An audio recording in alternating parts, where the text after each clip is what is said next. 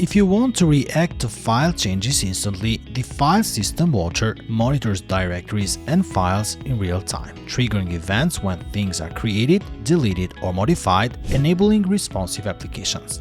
You can create a watcher using the FileSystemWatcher class, and you can set up event handlers to respond to changes.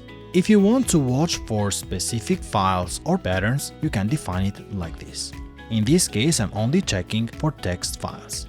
You can also monitor for subdirectories recursively by using the include subdirectories and set the value to true. You can also handle different events like renames, changes, and deletions. Use the FileSystemWatcher for log monitoring, file synchronization, or live updates in applications. Be cautious of event storms when files change rapidly, which can overwhelm your handlers. Debounce or queue events for robust handling in production scenarios.